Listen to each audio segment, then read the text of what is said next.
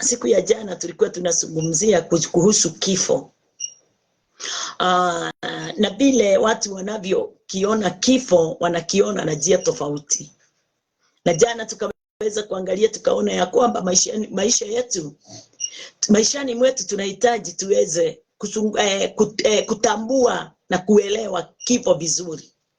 But wakati mwingi tunatilia maanani kuzaliwa na yani mambo haya tu, ati wakati ule mtu amezaliwa anaweka hiyo ndio anaweka ikiwa sherehe. Wakati yani tuna mambo mengi yale yanayotufanya tuweze kuwa katika furaha yetu sisi. Tunasahau ya kwamba kuna siku moja muhimu sana katika maisha yetu, ile tunafaa kuitazamia, ile tunafaa kuifikiria sana, ndio iweze kuwa ndani yetu kila wakati, na ndio katika ndani yake tuweze kujitayarisha. Kwa sababu mtu asipogundua kuhusu kifo na kuhusu mahali anaelekea baada ya maisha ya hapa ulimwenguni, yes, mtu anakuwa kipofu, mtu anakuwa kisiwi, mtu anakuwa mtu mwenye hana maono katika maisha yake. Na watu wengi hata kama maishani mwao wanajua watakufa, hawana haja na kutambua wala kujua baada ya kufa mtu ataweza kuelekea katika nafasi gani. Yani mtu, yani nimeangalia katika neno na ninaona ya kwamba hatuhurumii maisha yetu ya baadaye. Tutazamia tu maisha ile tulio ndani yake kwa sasa, lakini maisha yetu ya baadaye hatuna haja nayo. Na mtu wa Mungu, acha nikwambie, miaka kidogo sana katika ulimwengu tulio ndani yake, hiyo ndio tutakaa. Lakini milele na milele tutaishi katika maisha hayo mengine. Kwa hivyo wakati wowote hatutaangalia mambo ya maisha ya baadaye. Hiyo ni kitu moja inaletea watu wengi, italetea watu wengi husuni, italetea watu wengi hasara kubwa, itafanya watu wengi wakose kutambua kwa nini sijapokea nafasi ya uzima wa umilele. Sababu haukutambua, haukujitayarisha. Ulikaa tu kulingana na vile ulimwengu ulivyo. Na kabla ya yote, acheni tushukuru Bwana. Baba wetu na Mungu wetu, tunakushukuru na tunakuinua asubuhi ya leo, ni kwa sababu ya neema yako. Bwana wetu mfalme, umetupa kibali na umetupa nguvu na uwezo wa kutambua na kujua, Bwana Jehova Jire, kazi yako ile mfalme ulikuja katika ulimwengu kuifanya.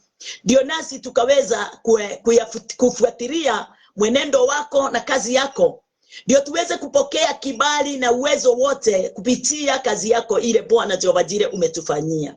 Asante ni kwa sababu ulikufa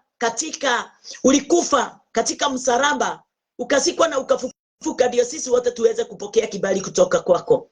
Asante, kile kibali sio kama kawaida vile watu wanavyofikiria, lakini kibali hicho kilipatikana kwa sababu ya mambo yale yote mfalme ulikuwa Mungu alituahidia kabla ya kutoka katika ulimwengu tulio ndani yake. Na tena kabla ya msingi wa ulimwengu kuwekwa, nafasi hiyo ikawa wazi. Watu wote wanaweza kuwa na nafasi ya kuingia katika patakatifu pa watakatifu. Kwa sababu kumpitia Kristo Yesu ukatupa kibali hicho, ndio kila mmoja wetu aweze kupata nafasi na aweze kutambua mambo yale Kristo Yesu alipokuja kufanya hapa ulimwenguni si kikawaida tu, ila ni ya kutufanya sisi tuweze kuitanishwa na Mungu na tuweze kuitwa mmoja pamoja na Mungu katika uwezo wote na katika nguvu zote na katika amani yote kwa umilele wote. Bwana, ukatupatia kibali hicho, ndio sisi wote tuweze kuitwa wana wa Mungu. Na kushukuru siku ya leo Bwana mfalme, ni kwa sababu pasipo wewe hakuna mwenye angeweza kuitwa mwana wa Mungu. Tumeitwa wana wa Mungu kwa sababu Bwana Jehova Jire tumetambua siri ile imefichwa ndani ya Kristo kwa utukufu na kwa haki yake Bwana. Pokea sifa, ni kwa sababu umefanya sisi mfalme tukaweza Bwana Jehova Jire kufanyika kuwa wana wa Mungu kwa pendo lile ulilolituma hapa ulimwenguni, ndio Kristo Yesu aweze kutufia sisi wote na tuweze kupata hiyo nafasi ya kufanyika kuwa wana. Pokea sifa Bwana wetu Yesu Kristo, ni kwa sababu Bwana kazi yote ile umetufanyia, tumeona uwezo wake, tumeona nguvu zake, uponyaji ndani yake, kutufungua Bwana Jehova Jire na kufanya tuweze kuwa na akili njema, akili timamu, akili inaweza fafanua mambo mazuri na yale mabaya. Asante Bwana wetu Yesu Kristo, ni kwa sababu Bwana katika haki yako watu wote Bwana Jehova Jire wanaimba wimbo mpya kwa kujua na kutambua ya kwamba katika enzi zako Bwana ulifanya jambo isiyo ya kawaida, ndio sisi wote tuweze kupata kibali hicho ya kuitwa wana wa Mungu. Asante ni kwa sababu ya kunifanya hayo.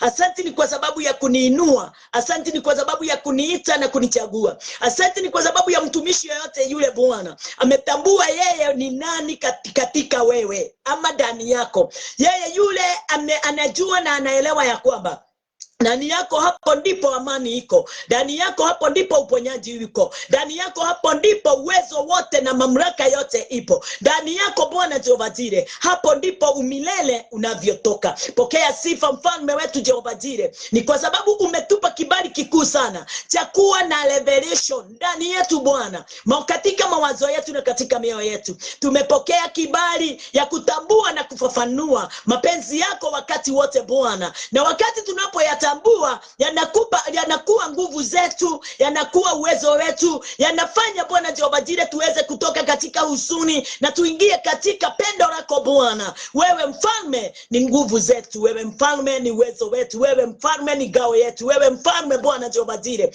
wewe ni pembe letu, mfalme wa ajabu, wewe ni kibirio letu, mfalme mwema Bwana wetu Yesu Kristo, kwa uwezo wote na kwa nguvu zote mtakatifu. Asante ni kwa sababu ya wale wote walio ndani ya mateso. Asante ni kwa sababu ya wale wote wako ndani ya huzuni. Asante ni kwa sababu ya wale wote Bwana Jehova Jire wanashindwa ni nini watakayefanya ndio waweze kujua na kutambua vile unavyotaka. Asante Bwana kwa sababu neno lako mbele yao wakati watakapolisoma macho yao itafunguka na mawazo yao itaona. Unaweza Bwana kuandamana pamoja nawe kulingana na vile mfalme wa ajabu wewe upendavyo. Naomba utusaidie tukae katika nafasi yako na katika neno lako na katika mapenzi yako Bwana. Tushuhudie Bwana Jehova Jire makuu yako kulingana na kazi ile Bwana ulifanya hapa ulimwenguni. Ninawaombea uponyaji watu wote Bwana katika Wendani TV na wale wengine Bwana Jehova Jire Bwana wanatamani kukujua Bwana lakini hawana uwezo ule wa kukujua. Ninaomba Bwana mfalme wale wote wamefichwa siri ya ufalme wa mbinguni, ninawaombea Bwana waweze kuitambua na waweze kujua ya kwamba mtakatifu si mapenzi yao, si nguvu zao, sio wao walikuchagua, wala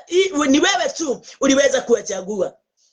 Na wakati tutakapojua hayo yote tutaweza Bwana kukaa kwa upendo ndani yako na tukae kwa umoja ndani yako na tukae Bwana Jehova Jire tukijua ya kwamba wewe ndiye mfalme kiongozi wetu katika yote Bwana. Pokea sifa na utukufu mtakatifu. Ninakomesha kila nguvu zote Bwana zinaweza simama na kutatanikia mawazo yetu na kuingilia kazi zetu na mapenzi yako Bwana ndani yetu katika jina lako Yesu Kristo. Bwana ninaomba nafasi yote Bwana ikaweza kurudi katika usawa wake na nafasi yote Bwana iweze Bwana Jehova Jire kuwa imetanguliwa na imemulikiwa nawe Bwana mfalme wa ajabu katika uwezo wako mfalme. Wewe ni Mungu na wewe ni mwenye haki. Neno lako wakati huu tunaenda kulinena Bwana wacha likaweza kufikia wengi mtakatifu kwa uwezo wako Bwana Jehova Jire kwa mapenzi yako. Na ni katika jina lako Yesu Kristo tumeomba na tumeamini. Amen, amen. Msaada ule tunaweza kuwa nayo katika maisha tulio ndani yake. Msaada ule yani tunaweza saidika nayo sana katika ulimwengu tulio ndani yake ni kuwa prepare, yani ni kujiprepare. Ni kuprepare ourselves. Ndio tuweze kujua na kutambua ya kwamba mahali pale tunapoelekea tunaelekea tukiwa tuna uwezo wote na nguvu zote za kuweza kukaa na kudumu katika hiyo nafasi. Bwana asifiwe. Kama vile mwanamke anajitayarisha ama ana prepare vitu vile mtoto akizaliwa atakuja kutumia, hivyo ndivyo tunafaa tuweze kuprepare ourselves kwa sababu ya nafasi ya kifo kile kiko mbele yetu. Tusione kifo ni adui yetu, yenyewe ni adui kwa mambo mengine na mengine, sababu wakati mwingine watu wanakufa pasipo wakati wao kutimia. Wengi wanakufa kwa sababu wengine wanaiwaingilia, lakini hakuna kifo na kifo, yote ni kifo.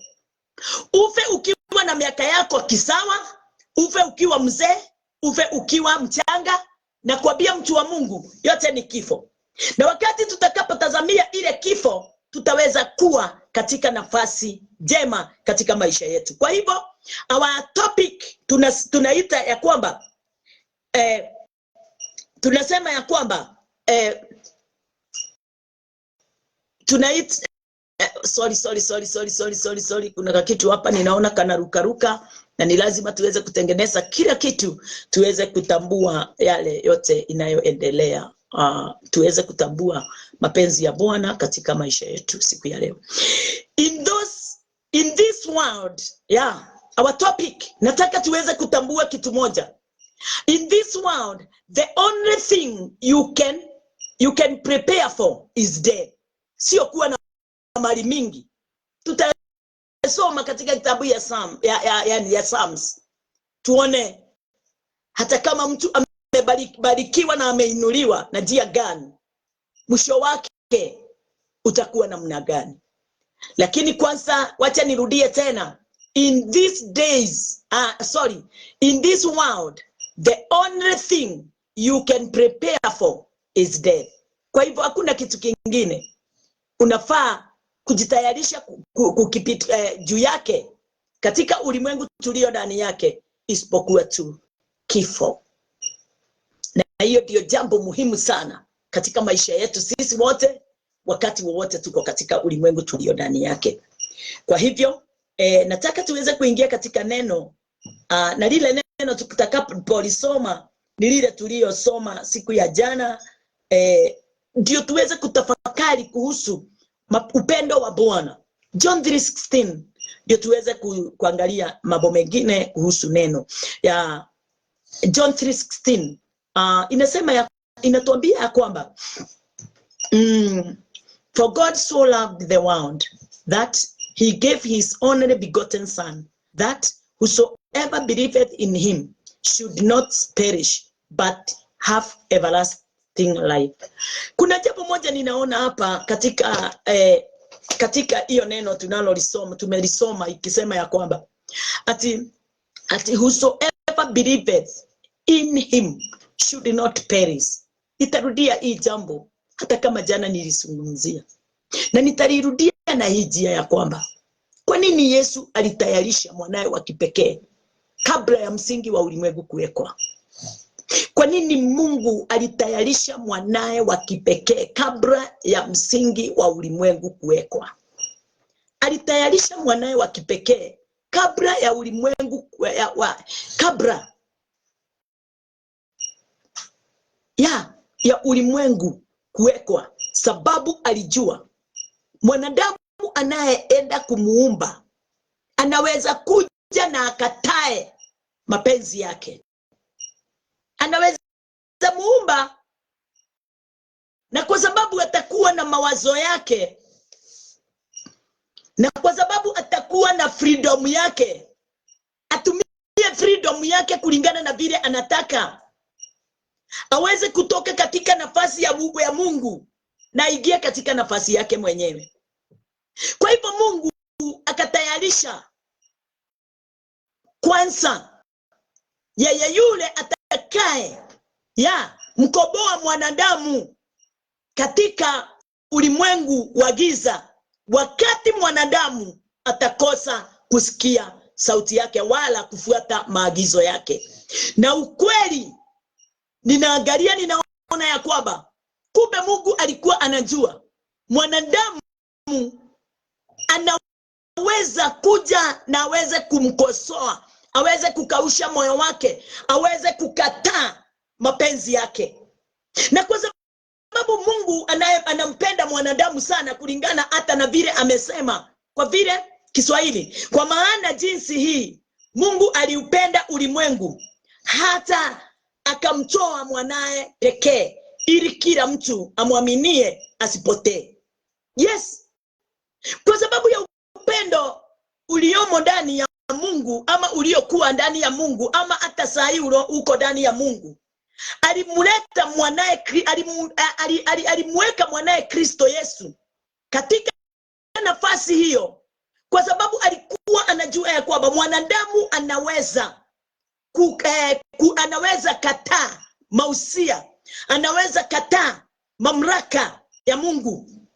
Mwanadamu anaweza kataa kuongozwa na Mungu. Mwanadamu anaweza chukua nafasi yake na uamuzi wake, afanye mapenzi yake.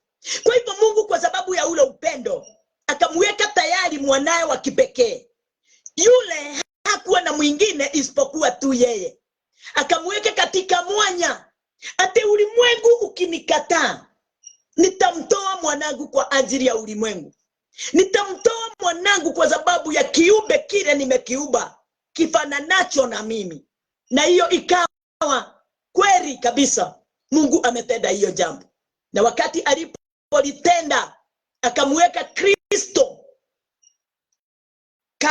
ni tayari, ni kwa sababu ya mioyo yetu. Katika kitabu ya Genesis inasema ya kwamba 6:5, acha nisome tu. Genesis 6:5 inasema ya kwamba at God saw that the wickedness of man was great in the world, and that every imagination of the thoughts of his heart was only evil continually. Kiswahili anasema, Bwana akaona ya kuwa maovu ya mwanadamu ni makubwa duniani, na kwamba kila kusudi analowaza moyoni mwake ni baya tu siku zote. Haleluya, Bwana asifiwe. Maovu yale yote iliyo ndani ya mwanadamu ni mabaya tu siku zote. Bwana asifiwe. Kwa hivyo Mungu alitazama mwanadamu, hata wakati alipomuumba alimtazama na akampenda sana, kwa sababu ilikuwa kazi ya mkono wake. Na ajabu ya kwanza ile vile niliweza kutambua wakati ninaposoma maandiko ni ya kwamba Mungu hakumuumba mwanadamu wa kwanza akiwa na dhambi. Mungu hakuumba mwanadamu muofu. Na njia gani? Katika kitabu ya Genesis, not Genesis. Yes, yani hata Genesis, wacha tuisome. Hata Genesis inasema ya kwamba Genesis 1 inasema ya kwamba Genesis 1:26 inasema, and God said, let us make man in our image, after our likeness, and let them have dominion over the fish. Hiyo hapa ndipo niko na haja nayo sana. And God said, 26a, and God said, let us make man in our own image, after our likeness, and let them have dominion over the fish of the sea, and over the fowl of the air, and over the cattle, and over all the earth, and over every creeping things that creepeth upon the earth. Mungu akasema, na tumfanye mtu kwa mfano wetu, kwa sura yetu, wakatawale samaki wa baharini, na ndege wa angani, na wanyama, na nchi yote pia, na kila chenye kutambaa kitambaacho juu ya nchi. Mungu alimuumba mwanadamu na akampa mamlaka yote na nguvu zote na uwezo wote. Mwanadamu anayefanana na yeye. Kuna jambo moja ninajua, Mungu si mwenye dhambi. Na Mungu hakuwa na dhambi na hata hajawahi fanya dhambi, na Mungu hata hajui dhambi.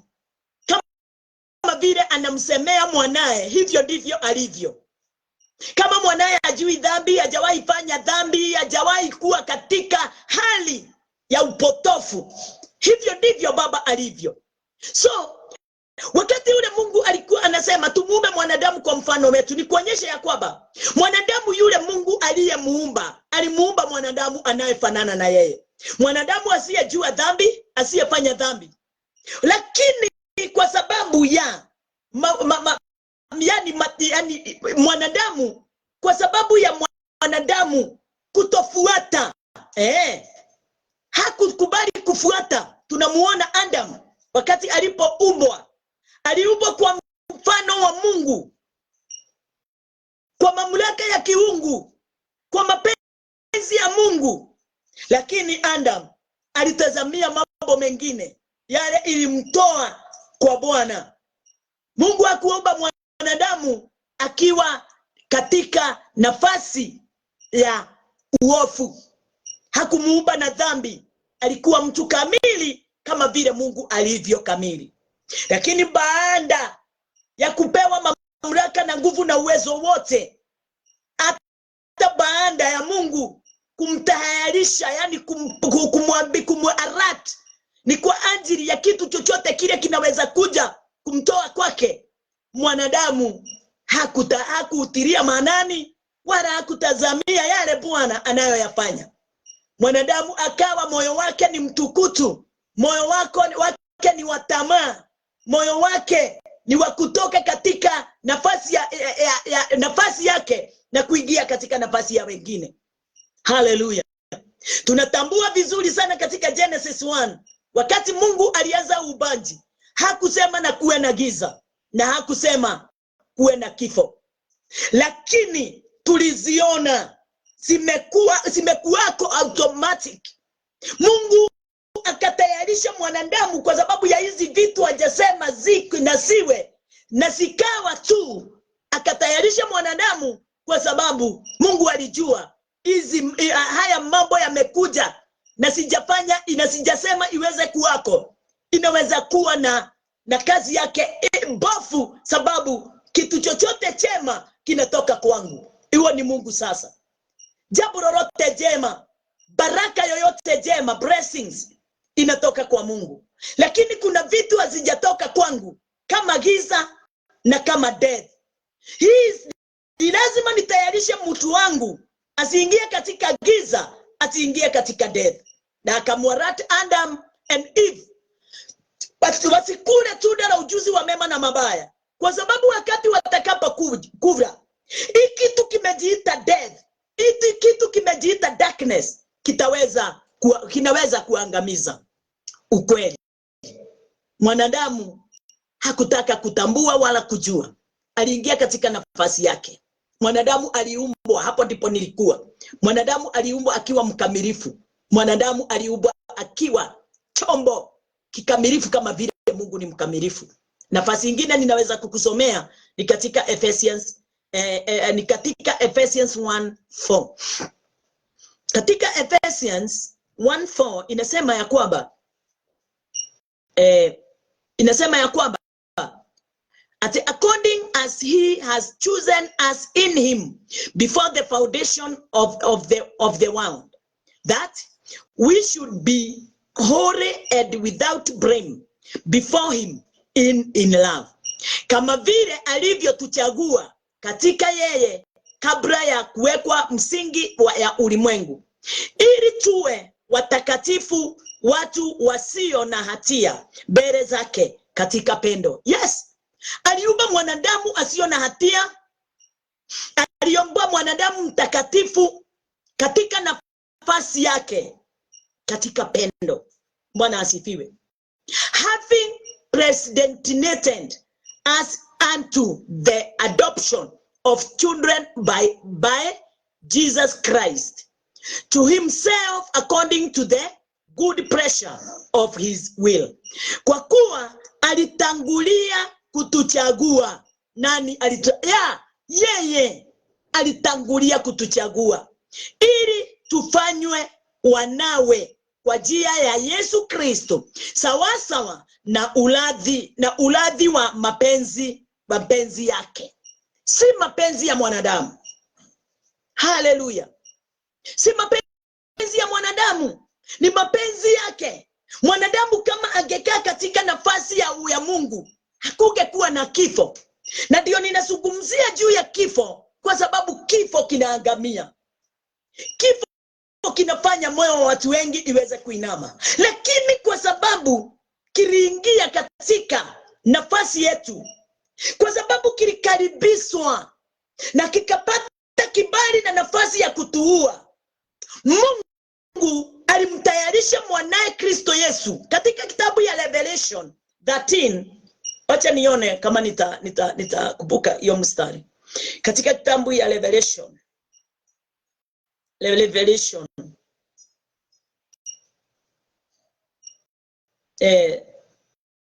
13, ninaangalia, ninaona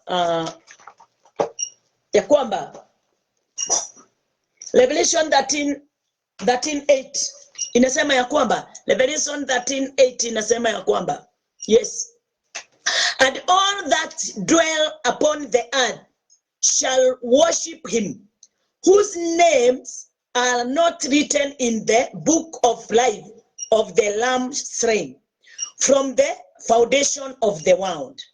Nitakusomea mpaka na Kikuyu umstari ndio tuweze kuangalia. Kiswahili inasema, na watu wote wakaao juu ya nchi watamsujudu kila ambaye jina lake halikuandikwa katika kitabu cha uzima cha mwana kondoo aliyechinjwa. Hapo ndipo niko na haja nayo sana. Aliyechinjwa tangu kuwekwa msingi wa ulimwengu. Yesu alichinjwa. Wacha niangalie Kikuyu nione inanena namna gani. Revelation 13 mstari wa 8 inasema, mstari wa 8, na ando othe aria matoire goko thi neko meinamerera makameinamera mamehoe mundu o wothe ni utandikitwo ritwa riake ibuku-ini ria muoyo riria gaturume karia gatoire gegathinje gwata riria thi yambiriirie kumbwo. Wira wa Kristo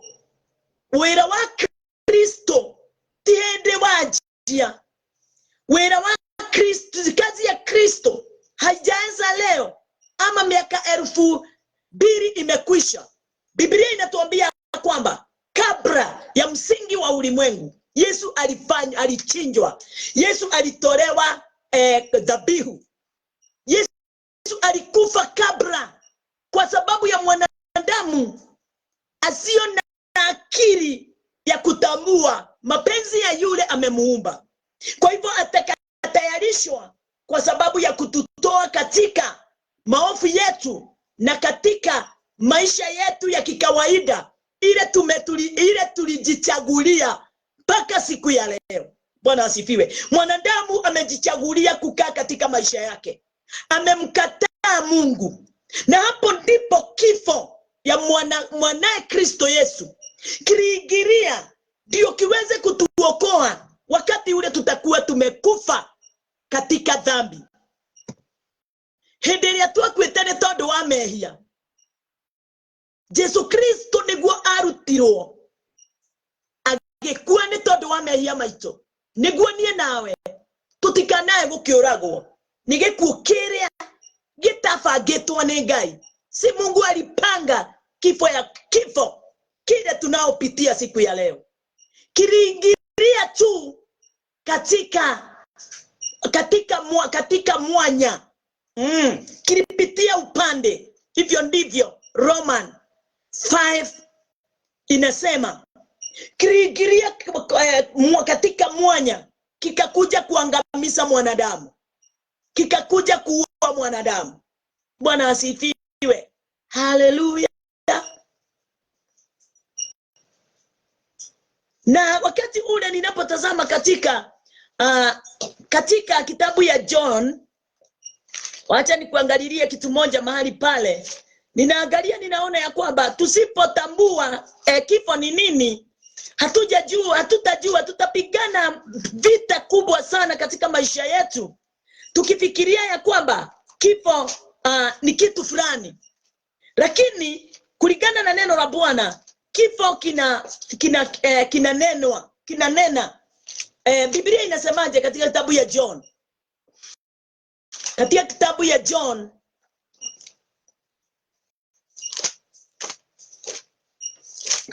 ya John, wacha tuangalie pamoja nawe katika kitabu ya John.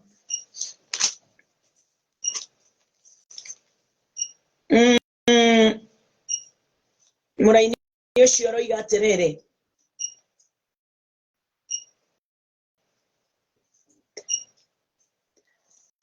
Muraini yoshiro atwera ate. Hebu tuangalie John 1. Tuangalie katika mstari John 1.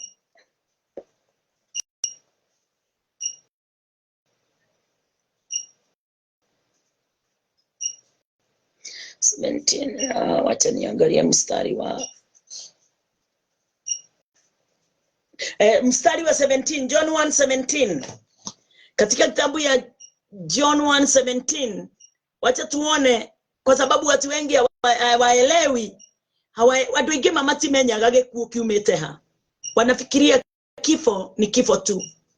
Lakini John 1:17 inasema ya kwamba for the law was given by Moses, by grace, but grace and truth came by Jesus Christ. Kwa kuwa torati ilitolewa kwa mkono wa Musa, neema na kweli zilikuja kwa mkono wa Yesu Kristo. Wakati ninapoangalia hiyo jambo, ninaona kitu moja. Kile kilipokuja na Musa kilileta kifo. Kilileta kifo miongoni mwa watu. Kilifanya watu waweze kufa. Ate tondo watu mirona na Musa. Kwa huo watho ndoumete hare Ngai. Tukiangalia na wewe, hata kama sitafungua katika kitabu ya 2 Corinthians 3 mstari wa 6-7 kuteremuka, utaona ikisema sheria ilileta kifo. Sheria ndio ilileta kifo kwa watu. Kwa hivyo watu wengi wako chini ya sheria ile iletao kifo katika maisha yao. Ile inawaangamiza usiku na mchana, na ndio imejaa ndani ya mioyo yao. Na kwa sababu hayo yote ilifanyika, wacha tuseme hivyo, na kwa sababu hayo yote ilifanyika na tukajikuta katika kifo, na tukajikuta katika dhambi, tukajikuta katika mauti, Kristo Yesu akatayarishwa katika kitabu ya Revelation, na akawa amechinjwa, akawa ametolewa dhabihu kabla mwanadamu hajaubwa. Ndio ile damu yake mwanakondoo iweze kuwa inatusimamia, kama vile Ephesians 1:4 and 5 imenena, iwe inatuosha, inatufanya kuwa wakamilifu, watakatifu mbele ya Bwana wakati anapotuona. Bwana asifiwe. Haleluya. Kwa hivyo kuna jambo moja nilitambua wakati nilikuwa ninaposoma maandiko haya, nikajua ya kwamba mwanadamu anatoka katika hali ya uovu, si kwa sababu ya uwezo ulio ndani yake, si kwa sababu ya mamlaka iliyo ndani yake, si kwa sababu ya kuwa na mali wala vitu wala nguvu wala utajiri. Mwanadamu atatolewa katika nafasi ile ya kifo na katika nafasi ile ya mauti. Sio mwanadamu anajitoa, anatolewa na mwingine. Na kutolewa na mwingine ni kusemaje? Yule mwingine ni lazima uweze kumsikia na kumtii. Yule mwingine ni lazima uweze kumfuata. Yesu akasema katika kitabu ya John 15, kaeni ndani yangu nami ndani yenu, na wakati mtakao kaa ndani yangu mtazaa mazao mengi. Bwana asifiwe. Kwa hivyo pasipo yeye haiwezekani mwanadamu aweze kuwa katika mazao. Uzima hauwezi patikana ndani yake. Mazao ya mwanadamu wakati wowote ako nje ya mzabibu ni kifo, ni mauti. Na ndio neno linasema atatupwa katika moto wa jehanamu. Bwana asifiwe. Na ndio tena neno linatuambia kila wakati ya kwamba sio nyinyi mlinichagua, mimi ndio nilimchagua. Sio nyinyi mlinipenda, mimi ndio nilimpenda. Yesu akasema sio sisi tulitangulia kumpenda, yeye ndiye alitupenda kabla. Na ndio tumesoma John 3:16 ndio tuweze kujua upendo wa Bwana. Upendo wa Bwana ule anatupenda nao ni upendo wa ajabu, ni upendo ametuonyesha, na ndiye alipeana mwanae. Lakini kwa sababu mwanadamu naye ako na akili zake na ako na kujichagulia kwake, mwanadamu anasimama katika nafasi ya kujituma yeye mwenyewe. Wakati mwanadamu anapojituma, anajikuta katika mambo isiyo na amani katika maisha yake.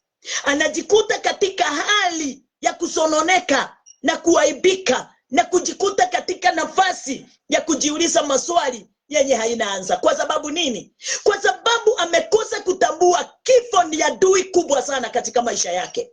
Na amekosa kutambua ya kwamba ulimwengu aliletwa si kwa sababu ingine, ni ajitayarishe kwa sababu ya umilele ulio mbele yake. Na ule umilele ni lazima mtu aweze kuwa amejitayarisha kuondoka katika ile kifo ilitangulia kabla ya wewe kuubwa. Kuna kifo kilitangulia kabla ya wewe kuubwa. Na kazi ile kubwa ni kuamini kazi ya aliyekufa kabla ya msingi wa ulimwengu kuwekwa. Alikufa ni kwa ajili yangu na kwa ajili yako. Ndio wakati huu ukifika uweze kuwa msafi, mkamilifu, uweze kuwa mwenye haki mbele zake wakati anapokuona. Haleluya, Bwana asifiwe. Kazi ya Yesu hakukuja kufanya kazi mbili, alikuja kufanya kazi moja, kumuokoa mwanadamu katika kifo kile kiliingilia mafichoni, kile kilikuja kikaleta mwanguko katika mwanadamu. Moyo wa mwanadamu mwanzo ulikuwa unafanana na moyo wa Mungu. Mwanadamu alikuwa anatembea na kuandamana pamoja na Mungu. Lakini shetani naye ni nani? Aliingilia katika hiyo nini inasema kama tuseme ni Roman, kama ni Roman 5 ikizungumzia juu ya sheria inasemaje? Inasema kama ni Roman 5:20 inazungumzia kuhusu sheria, inasema moreover the law entered that the offense might abound. Lakini sheria iliingia ili kosa lile liwe kubwa sana. Kwa hivyo yeyote yule aliye chini ya sheria ako katika chini ya kosa lile lililo kubwa sana, kila saa, kila dakika. Ndio tumesoma Genesis 6:5. Wakati Mungu alimtazama mwanadamu, aliona maovu ndani yake ni mengi. Kila saa, kila dakika mwanadamu ni muovu. Kwa nini? Kwa sababu mwanadamu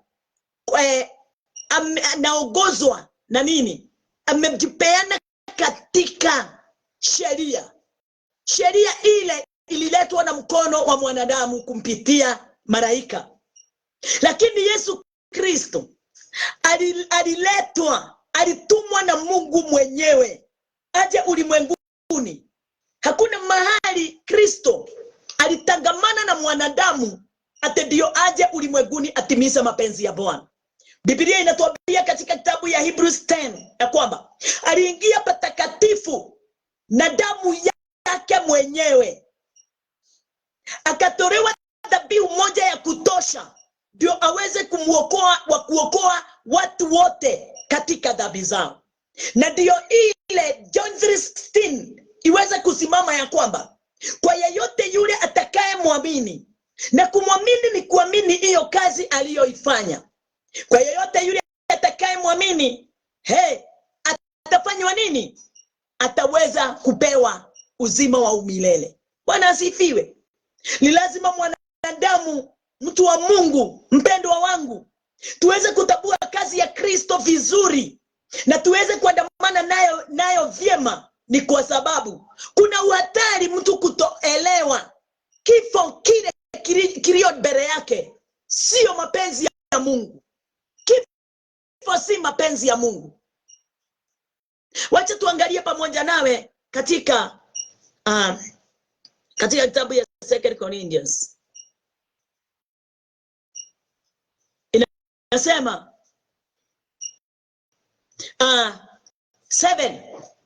2 Corinthians 7.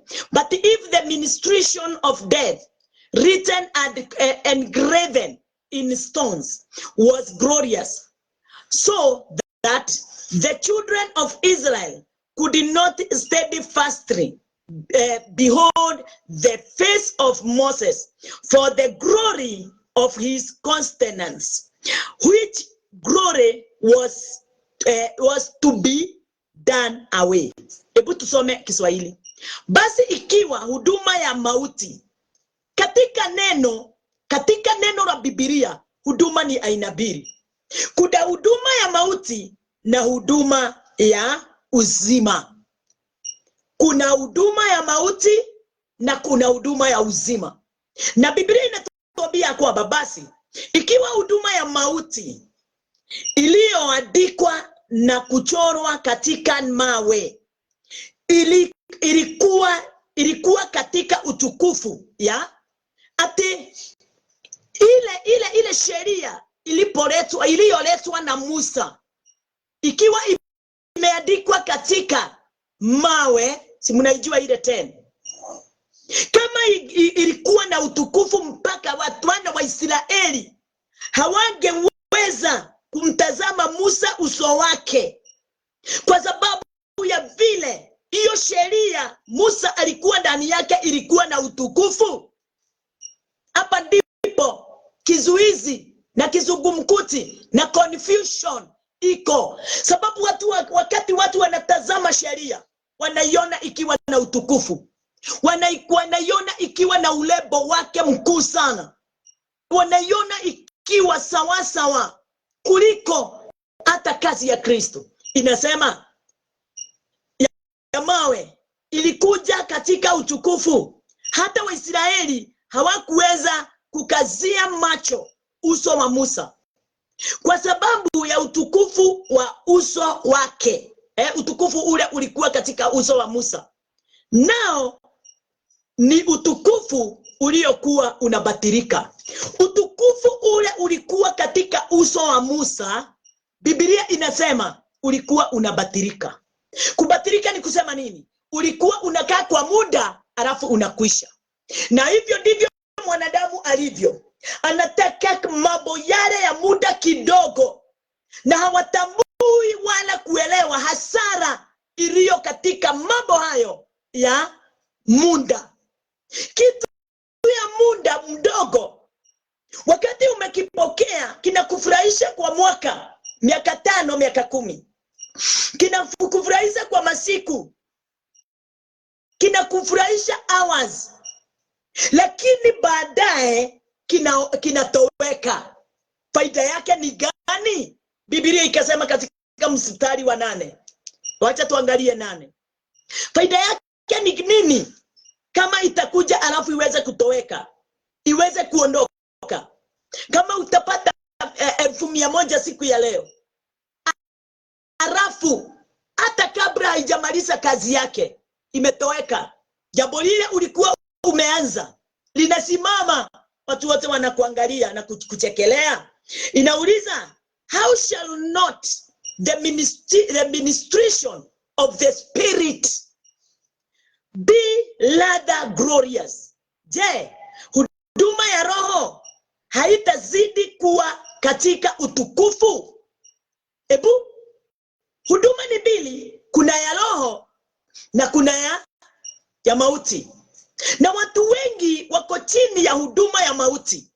Watu wengi wanapapasa kifo katika maisha yao. Watu wengi wafurahia kifo, lakini hawajui wafurahia kifo. Hawajui wapapasa kifo.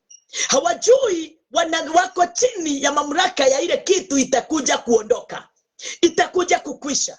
Haleluya, Bwana asifiwe. Ni kitu kidogo tu kwa muda, lakini kinaleta hasara kubwa sana katika maisha ya mtu. Na ndio Mungu alimleta mwanawe wa kipekee Kristo Yesu aje katika ulimwengu tulio ndani yake, kwa sababu ya ile huduma ya mauti ilipoingia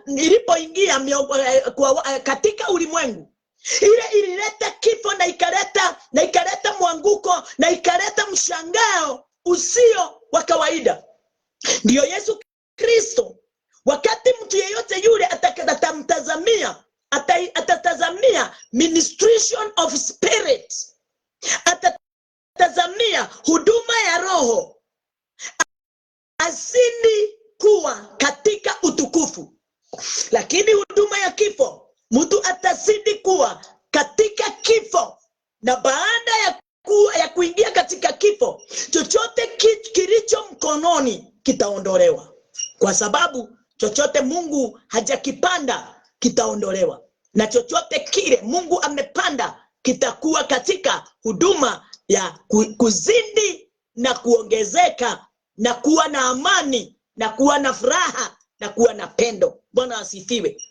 Kifo haijatoka kwa Mungu. Please my dears, Mungu hapendi kifo, kwa sababu kifo kinafanya watu wake ulimwenguni wainame.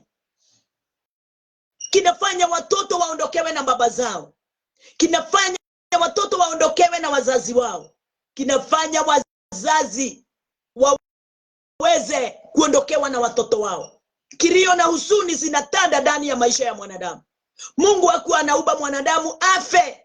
Alimwambia Adam and Eve, Adam, mkikula tunda ya ujuzi wa mema na mabaya, kwa uhakika mtakufa. Kwa hivyo chungeni kula lile tunda. Huo mti si halali, huo mti si wenu. Huo mti achaneni nayo. Hata kama ni mimi nilisema na kuwe miti ya aina fulani, ule mti ukawa, msidhubutu kula matunda yake. Lakini mwanadamu mahali anaambiwa usijaribu kutazamia, usijaribu kuguza, usijaribu kukaribia, hapo ndipo mwanadamu wa akili kidogo anakimbia kwenda kutaka kujua na kuona kwa nini anaambiwa asile. Wakati Eve alifika pale, aliona ule mti ni mzuri ukionekana, tena ni mtamu, uko na matunda matamu, inaweza toka chakula, tena ni mzuri, ni wa kuhekimisha mwanadamu. Akaingia ndani yake kwa hiyo mambo matatu, ndio awe na hekima na ujuzi, ndio aweze kupata chakula kitamu kwa ule mti. Haleluya. Ndio aweze kuwa katika wa kupendeka akionekana. Na wakati tu aliingia katika hiyo nafasi, maisha yake ikafika mwisho. Hali zake zote zikaboromoka, kwa sababu chochote kisichopandwa na Mungu kitaboromoka, kitabomolewa. Mungu akamwambia mtumishi wake,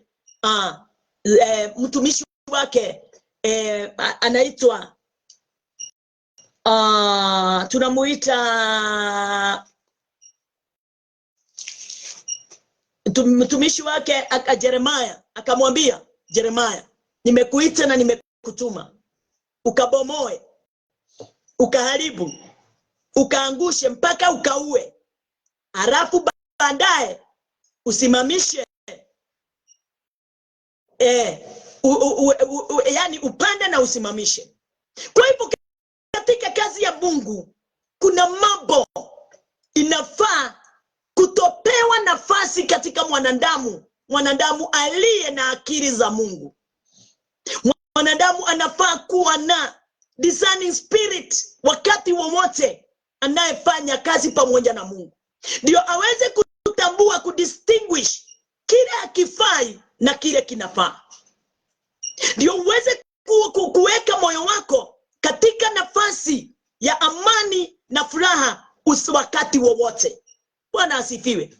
Katika maisha ya mwanadamu wa kukosi 1 2 3 haikosi mambo inaweza leta madhara, lakini sio yale unajua ya kwamba haya tena. Tunahitajika tuweze kujua ya kwamba si kitu umejiundia katika mawazo yako wala moyoni mwako. Chochote kile unaunda kinaleta kifo katika maisha yako. Chochote kile kinaingia ndani yako kama tamaa kinaleta kifo katika maisha yako, na kile kifo hakuna mtu awezaye kukiondoa katika maisha yako, kwa sababu ni kwa kupenda kwako. Ni wewe umependa hiyo hali iweze kuwa, umefanya hali hiyo chungu iweze kukutana nawe. Hiyo hali wewe ndiye utaiondoa, sababu kama vile Mungu aliachilia Adam and Eve akatulia na akakimya, sababu Adam, nimemwambia hapo kuna kifo. Adam, hapo kuna kifo. Mungu akatulia aone kama watagaili kula lile tunda, lakini kwa sababu wao moyoni mwao walikuwa wameamua, walikula lile. Na kuambia mtu wa Mungu, ndio ile kifo kiweze kuingia. Mungu alimleta mwanae wa kipekee. Alikuwa Yesu alikuwa amechinjwa tayari, kwa sababu Mungu alijua mwanadamu si mtu wa kuongozwa na kuongozeka. Mwanadamu ni mtu wa kujiongoza. Na kwa sababu ninayempenda mwanadamu, nitamtoa mwanangu wa kipekee. Mwanangu akiingia katika ile hali ya uovu, mwanangu aweze kumuondoa. Si kwa kazi ya mwanadamu, ila ni kwa kazi ya mwanangu. Yesu akakuja na akaweza kututoa. Ile kitu ninaweza omba mtu yeyote yule, wakati umejua umeingia katika nafasi ya Kristo, ni vyema sana uweze kutambua yale yanayofaa katika maisha yako ya Ukristo na yale haifai katika maisha yako ya Ukristo, sababu katika hali zingine sina aibu kali wakati tunapoingia ndani yake. Tunakufa kifo ya kuangamia, kusononeka. Tunakuwa na hali zisizo na furaha katika maisha yetu wakati wote tunapoendelea, kwa sababu sisi tulijiingiza katika nafasi ya kujiaibisha.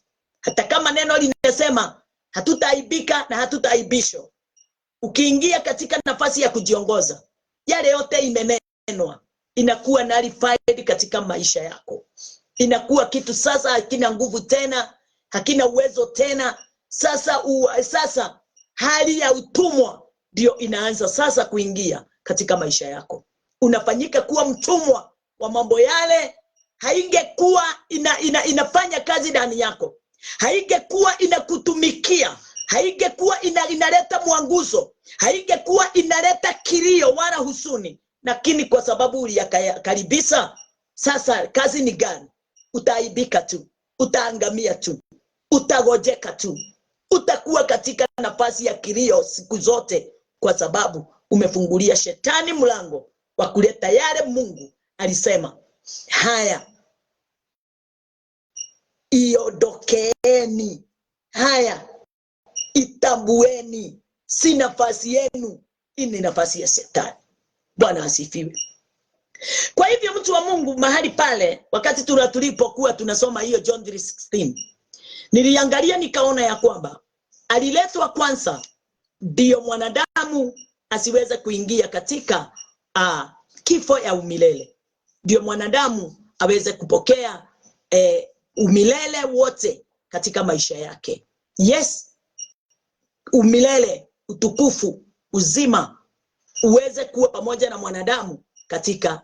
Na ndio tulikuwa tunasoma katika hiyo 2 Corinthians 3:9, for if the ministration of condemnation be glory, much more doeth the ministration of righteousness exceed in glory.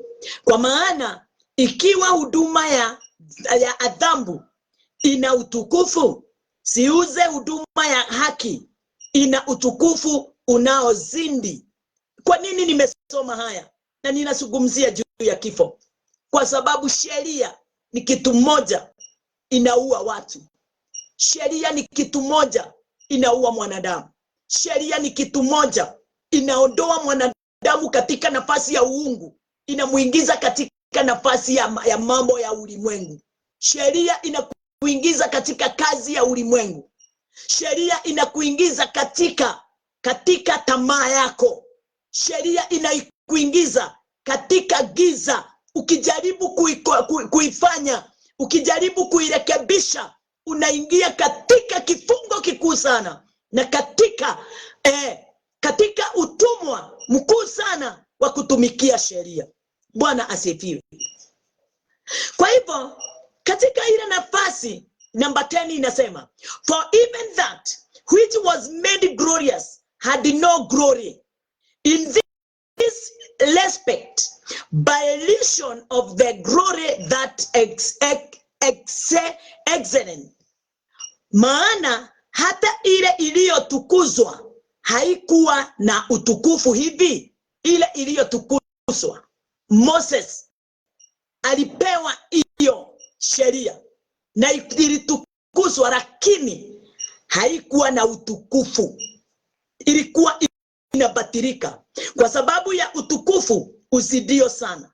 Kunayo ile iliyo na utukufu usidio sana, na hiyo ndio unaambiwa mwanadamu, ingia katika nafasi ya Ukristo, ingia katika nafasi ya Mungu, na utafurahia na nafasi ile Mungu amekupa. Bwana asifiwe. Kifo kinaweza ondoka katika nyuso zetu.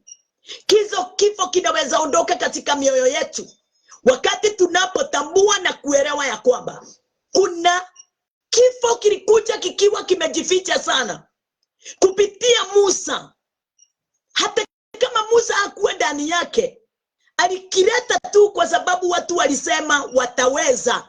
Watu walisema, aliambia Musa, enda uambie Mungu jambo lolote lile atatumana, mwambie sisi tutalifanya. Mungu akamuita Musa, akampatia 10 commandments. Akampatia hiyo commandment, na wakati aliweza kumpatia mwana wa Adamu, akafikiria ataweza kuitimiza. Kikawa ni kifo katika maisha yake. Hiyo kifo kililetwa na Musa kupitia sheria, kilifanya Kristo aweze kufa msalabani. Ndio mimi na wewe tuweze kupokea haki kupitia damu yake mwanae wa kipekee. Tupokee haki kumpitia Kristo, kwa sababu Kristo ndiye alikuwa amebeba haki na neema ya kututoa katika kifo na kutuingiza katika nafasi ya neema ya Mungu. Bwana asifiwe. Biblia inasema ya kwamba mstari wa 14 inasema ya kwamba, but their minds were blinded. Mawazo ya mwanadamu katika ulimwengu, wakati wowote amepokea sheria ile iliyokuja na Musa, mawazo yake inakuwa blinded. For until this day remaineth the same veil untaken away in the reading of the Old Testament, which veil is done away in Christ. Christ alitumwa ndiye aweze kuondoa hiyo yani aondoe ile kitambaa mwanadamu amefunikwa nayo, inaitwa sheria. Sheria Kiswahili inasema ila fikira zao zilitiwa uzito, kwa maana hata leo hivi wakati lisomwapo Agano la Kale, utaji huo wakaa, yaani haikufunuliwa kwamba huondolewa katika Kristo. Watu hawakujua Kristo ndiye alikuja kuondoa ule utanji uliwekwa katika nyuso zao. Walifunikwa mawazo yao isitambue ya kwamba Yesu Kristo alikuja kuyaondoa. Number 15. But even unto these days, when Moses is read, the veil is upon their heart. Ila hata leo torati ya Musa isomwapo, utaji huikalia mioyo yao. Hawatambui ya kwamba huu utaji uliondolewa na Kristo. Hawatambui ya kwamba Kristo aliondoa kifo. Kristo aliondoa maafa. Kristo si mmoja na kifo kile watu wanachezea ndani yake. Ikawa Kristo amekiondoa. Ikawa Kristo ameondoa hali yoyote ya maafa kwa mwanadamu aliyo katika ulimwengu. Lakini watu ni akina nani? Hawatambui, hawaelewi. Nikaangalia nikaona mwanadamu wakati mwanadamu alipokuja katika ulimwengu tulio ndani yake, ama wakati mwanadamu tulipoletwa katika ulimwengu, ama tulipoumbwa, hauna choice. Kile kililetwa mbele yako, hauna choice ila tu uweze kuwa makini sana kwa ajili ya maisha yako ya baada ya kifo.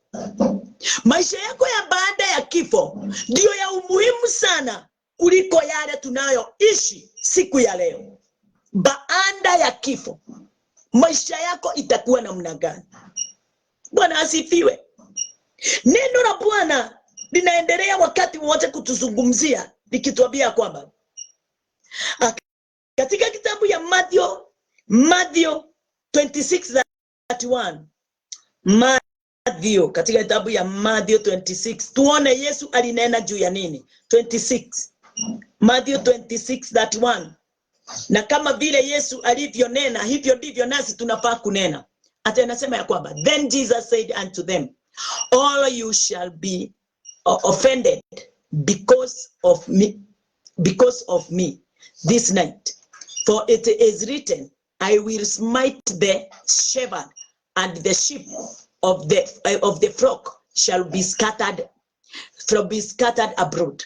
Ndipo Yesu akamwambia, ninyi nyote mtachukizwa kwa ajili yangu usiku huu, kwa kuwa imeandikwa, nitampiga mchungaji na kondoo wa kundi watatawanyika. Yesu alikuwa ananena juu ya nini? Ate watampiga mchungaji. Mchungaji si sisi mapastors. Mchungaji ni Christ. Alikuwa ananenea mitume akiwaambia, nitaondolewa miongoni mwenu, na wakati nitakapoondolewa nitakufa, na wakati nitakapokufa nyinyi mtatawanyika tu kama kondoo zisizo na mlinzi. Bwana asifiwe. Na ni ukweli, wakati ule Kristo alipatikana huo usiku ananena juu yake, mitume wote, hakuna alienda na mwingine, wote walitawanyika. Petro yule alikuwa anaambia Kristo, sitakuacha, alienda kumkana. Wametawanyika, hawajatawanyika? Wametawanyika.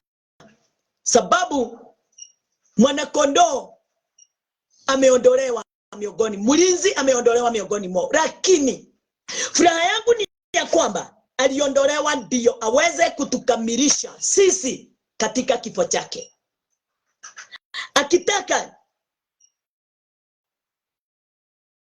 Akitaka kuonyesha ya kwamba mimi kazi yangu ulimwenguni ilikuwa mimi nije nife kwa ajili ya nyinyi watu wangu. Yes. Alikuwa anaongea juu ya kifo chake mara mingi, siku nyingi, wakati mwingi. Na wewe unafaa katika mawazo yako kuwa na kumbukumbu ya kifo chako. Na watu wanakufa mbele zetu ndio nasi tuweze kutambua na kuelewa hata sisi tuaelekea pale. Na ndio mwaweze kutukumbusha, kutuambia ya kwamba jitayarishe kwa sababu ya hapa. Hapa hautasikia kitu. Hapa hautanena kitu. Hapa umekuwa useless. Wakati ninaona sanduku la mtu amekufa, ninaona maisha ya mtu wakati umefika mwisho kuwa useless. Kama mtu wa Mungu haukuwa umejitayarisha, ni kwa sababu ya maisha ya baadaye. Umekuwa useless. Wewe si kitu. Hata mnyama ni wa faida kukuliko. Ni wakati sasa tunafaa kuelewa na kutambua na kujua ya kwamba maisha yetu sio vile tunaiona. Atewacha tu kesho nitafanya. Najua huruma za Bwana ni nyingi. Huruma za Bwana gani? Alituhurumia kabla ya msingi wa ulimwengu. Ni wewe uingie katika ile huruma. Ni wewe uingie katika ule uongozi wake. Na kuna kitu kinakuanga kichafu, hopeless kama death, kama kifo. Na kifo hakitaki kujua. Na kifo hakitabui tajiri. Kifo hakitabui maskini. Kifo hakitabui Mkristo na asiye Mkristo. Kifo hakitabui mtu mzee na mtoto. Kifo wakati kinaingia hivi, kinakuja kuondoa. Haleluya.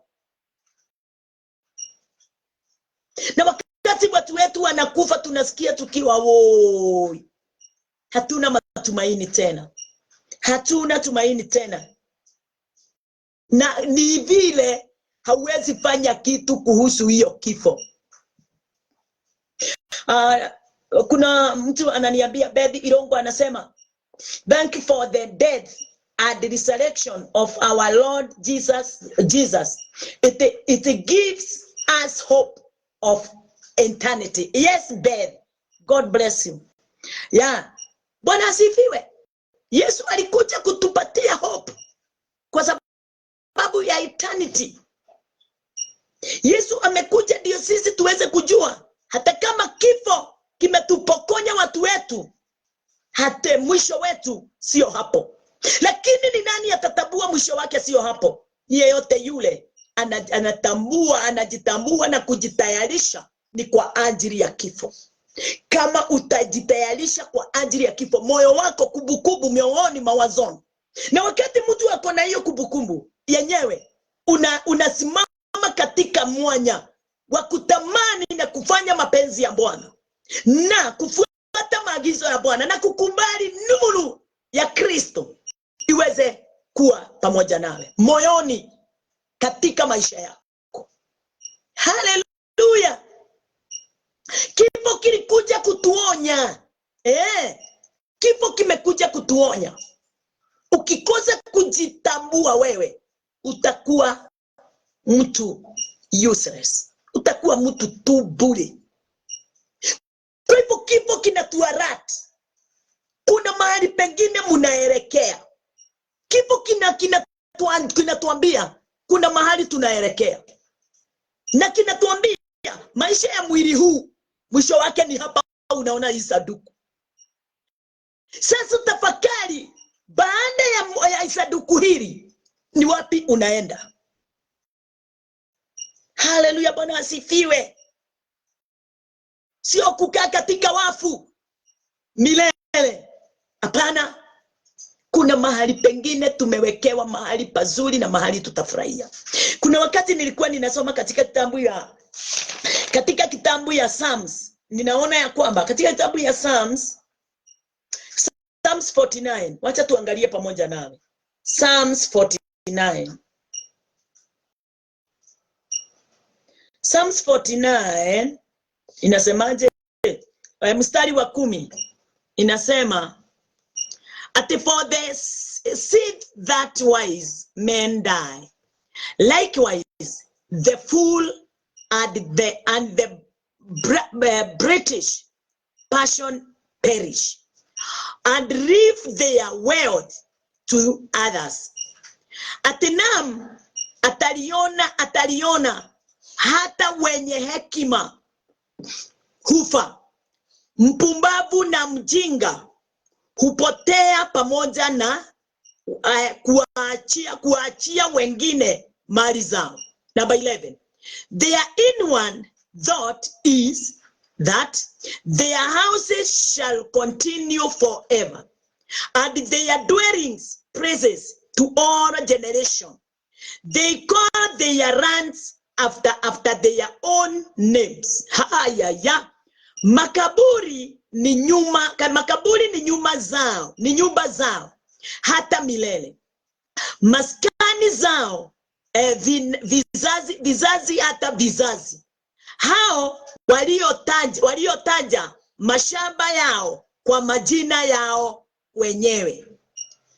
Haijalishi hata kama utaita nyumba yako nini, ama shamba yako nini, ama gari yako nini, haijalishi. Ama kanisa yako utaita jina gani, haijalishi. Kama wewe ni mpumbavu, kila kitu mkononi mwako ni pumbavu, na wewe ndio umekifanya kikose kuwa katika hekima. Number 13, number 12. Nevertheless, man being in honor abideth not. He is like the beast that perish. Lakini mwanadamu hudumu katika heshima, bali amefanana na wanyama wapoteao. 13. This their way is their folly, yet their posterity approve their sayings. Hiyo ndio njia yao, ujinga wao, nao walioko baada yao huwaridhia maneno yao. Number 14. Lakini sheep they are laid in the grave, death shall feed on them, and the upright shall have dominion over them. In the morning and their beauty shall consume in the grave from their dwellings. Kama kodoo wamewekwa kwenda kuzimu, na mauti itawachunga watu wanyofu. Watawamiriki asubuhi, umbo lao litachakaa, kao lao ni kuzimu. Mambo kama haya yote, wakati niliposoma nilisikia husuni, na nikaona ya kwamba natamani chochote kilicho mkononi mwangu kisiwe cha kuzimu, kisiwe cha kunipeleka katika hofu. Chochote mkononi mwangu kisiniongoze, kisinitie kamba ya kuninyonga na kutazamia mambo isiyo na msingi wowote, wa kunifanya nitoke katika nafasi ya uungu niingie katika nafasi ya upumbavu. Ule mimi sitaweza kunena yani faida yake, hata wakati nitakuwa katika ulimwengu nilio ndani yake. Uyo ni mundu uria uhenekete ni tondu wa maundu ma guku thi. Uyu ni mundu uria wikaraga acuthireirie maundu make, agatongorio nimo, agaikara endete kumathathaya, agetaga indo ciake maritwa make, ngari ciake ikandikagwo maritwa make, migunda yake ikandikagwo maritwa make. Mwathani arogocwo. Agaikaraga hindi ciothe eohithanitie na maundu maria me make, na ndangenda mahuti.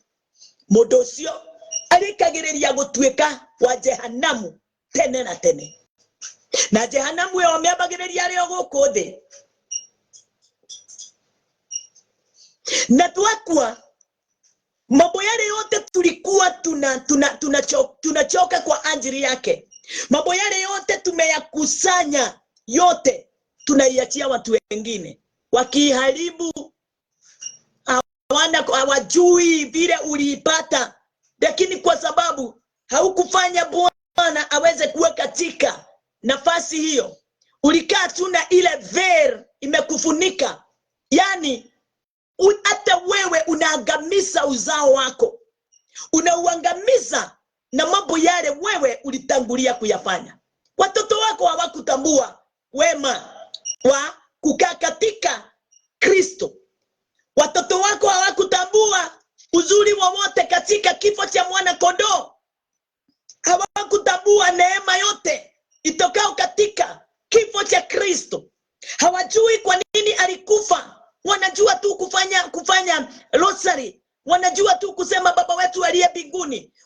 Wanajua tu kusema Bwana nibariki, Bwana nifungue katika magonjwa. Wanaelewa tu kusema ile ombi ya Baba wetu aliye mbinguni.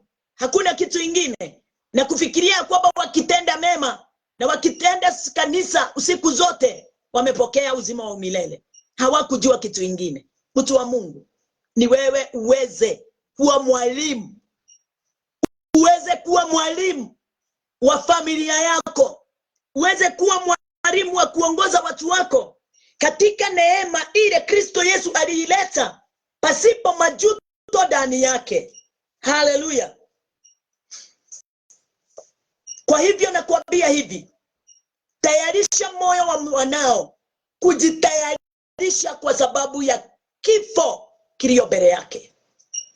Na hiyo kifo kilio mbele yake kitafanya aweze kuwa na uoga wa Mungu. Uoga wa Mungu, si uoga wa ulimwengu. Uoga wa Mungu, uoga wa kumuogopa Mungu katika kweli na haki. Sababu Yesu ndiye alikuja na kweli na nini? Na haki. Atakuwa katika kweli na haki. Na wakati atakuwa chini ya mambo yale, moyo wake utakuwa umejaa amani na utukufu na nguvu. Ni vizuri sana wewe uweze kutazamia mambo yote mbele yako, ya? Na ujue ya kwamba kuna mambo mbele yako hauwezi control. Na kama vile hauwezi control, hivyo ndivyo hata wanao hawawezi control. Hivyo ndivyo pastor, hivyo ndivyo president, queen and kings hawawezi control. Kwa hivyo wakati kifo kinapokuja katika maisha ya mmoja wetu sisi, mwanadamu yeyote amezaliwa ulimwenguni, kifo kitamwangamiza. Lakini baada ya kifo, maisha yako iko wapi? Unaenda wapi? Bwana asifiwe. Kwa hivyo watu wa Mungu, ni vyema tuweze kugeuka, kumgeukia Kristo. Tuweze kujua na kuelewa ya kwamba Kristo alikuja ndio sisi wote tuweze kupokea uzima ulio ndani yake, kwa sababu ya kifo kile Shetani ameweka kwa watu waweze kuwa wanaangamia usiku na mchana. Bwana asifiwe. Ni dhambi imeleta vita sana katika maisha yetu, kwangu na kwako. Dhambi. Naye Yesu Kristo alisimama katika ule mwanya ndio aweze kuiondoa ile dhambi. Na kuondoleo la dhambi halihusu kazi yako. Ondoleo la dhambi halina maombi yako inahitajika. Ondoleo la dhambi hakuna sadaka inahitajika uweze kutoa. Ondoleo la dhambi ni yeye mwenyewe aliyoitenda. Yeye ndiye aliyemefanya hiyo kazi yote, ndio mwanadamu aweze kusimama. Yes. Huu ndio wakati wa kuingia ndani ya Kristo. Time yangu inaelekea kukwisha.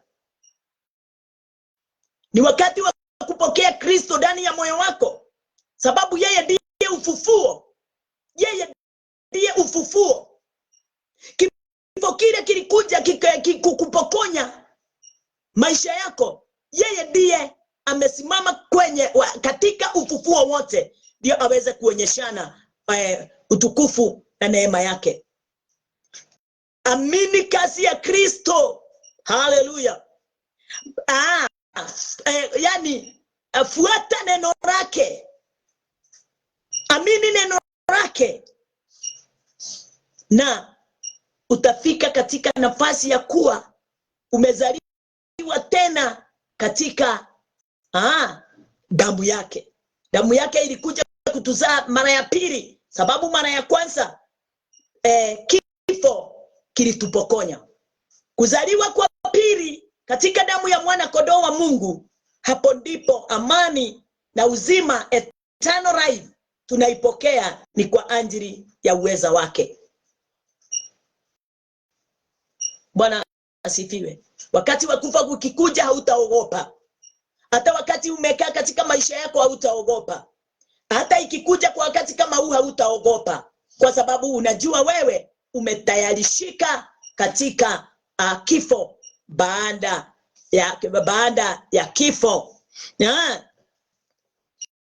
Wengine wanasema wakikufia kanisani, hata mimi nilikuwa nafikiria hivyo, hata nikikufa nikihubiri hata nitaingia katika ufalme wa mbinguni. Nikikufia kanisani nitaingia katika ufalme wa mbinguni. Yaani watu wanafikiria mambo mengine, tunafikiria mambo mengine isiyo na faida yoyote katika maisha yetu, lakini Christ yeye ndiye. Katika kitabu ya Hebrews, na ndio ya mwisho tutakayoisoma katika hii message, kwa sababu kesho tutakuwa na message nyingine. Biblia inasema katika kitabu ya Hebrews 9, Waibrania 9, Hebrews 9:27 inasema, and as it is appointed unto men once to die, but after this the judgment. Na kama vile watu wanavyowekewa kufa mara moja, na baada ya kufa hukumu. Kile kitu tumewekewa ni kifo, kugeuka, turning, repent. Mara moja, si mengi. Siku shida ukitubu, siku shida ukionyeshana mambo mengi na ukifikiria hayo ndio itakuletea umuhimu wa mambo fulani. Nimeona umeandika tu 9:27 Hebrews 9:27 and 28. So Christ was once offered to bear the sins of many, and unto them that look for him shall be appear the second time without sin unto salvation. Kadhalika Kristo naye akiisha kutolewa sadaka mara moja azichukue dhambi za watu wengi, atatokea mara ya pili pasipo dhambi kwa hao watamtazamiao kwa wokovu. Bwana asifiwe. Wote wale wamtazamiao kwa wokovu watatokea pande ile ingine wakiwa na uzima. Bwana asifiwe. Kwa hivyo wakati wowote dhambi imo ndani yako, judgment wakati itakuja, kumbe itakujaji kulingana na vile moyo wako ulivyo. Bwana asifiwe. Christ Yesu alifanywa kuwa sacrificed mara moja ya kutosha, kwa sababu ya dhambi ya mwanadamu. Mungu anakujaji after you die, after wakati ule umekufa. Judgment inajiweka. Gai, haleluya mutorere waku. Thondeka mutorere waku. Riu wego kuthi. Tondu thutha wa gukua gutire na repair. Gutire na kwamba kuga reke nyambe njike. Gukua ni gukua. Na gutire njoko. Na gutire kuga reke ndurie iru. Gutire kuga reke honoke. Wira ni wathira hindi ria wako makaburi. Na tondu tutihunjagirio maya, andu maikara uhoro-ini wa honokio tari o kawaida. Tunakaa ndani ya wokovu kama ni kawaida. Bwana asifiwe. chochote kile umeweka sirini kitajajiwa. Yes. Wakati tunaona watoto wetu wanakaa tu katika mambo zao, wakati tunaingia katika vitu zingine fulani, jua ya kwamba haitapita kama haina judgment. Ni kuingia ndani ya Kristo, neno la Bwana liweze kukuongoza na ndio liweze kukukamilisha kulingana na mapenzi ya Mungu na mwanae Kristo Yesu, na ndio damu yake iweze kukuokoa kabla hata haujakufa. Uokolewe katika mambo yale yote ya udhalimu yule muofu alikuwa ameileta ulimwenguni, ndio iweze kutufanya kuwa wafu. Time. Sasa nataka kuomba nawe nikikwambia kwamba kesho tutaingia katika topic mpya. Kaa katika nafasi hiyo ukijiuliza, siku yako mwenzangu aliondoka, baba yangu ameondoka, sasa ako wapi? Mamangu, my sister, my brother, my friend, sasa na mimi wakati huo ukifika nitakuwa namna gani? Nitaenda wapi? Ningetaka kwenda mahali pale pazuri kuliko wote. Wote tuombe. Tafakari na utayarishe kifo chako. Na kutayarisha kifo chako, nimekuambia tena, siku simba simo, wala kutengeneza sanduku, wala kusema nitazikwa hapa. Wala kusema nitazikwa na hizi vitu. Hapana. Wala kuvaa nguo kubwa ama kunini. Ni kuingia ndani ya Kristo, kukubali kazi ya Kristo ya kifo chake na kufufuka kwake, na kuamini ya kwamba dhambi zangu zote na uovu wangu wote simeondolewa.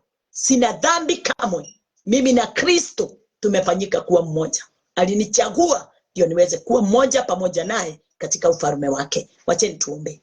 Bwana wetu Yesu Kristo, tunakuinua na tunakutukuza. Wewe ni Bwana. Mapenzi yako Bwana ni sisi tukae katika neema yako na katika utukufu wako Bwana Jehova Jireh, tuibe wimbo mpya. Asante ni kwa sababu Bwana umetutayarishia makao mazuri kule mbinguni, wakati ule tutaweza kuondoka katika ulimwengu tulio ndani yake. Pokea sifa kwa sababu ya kufanya sisi tuweze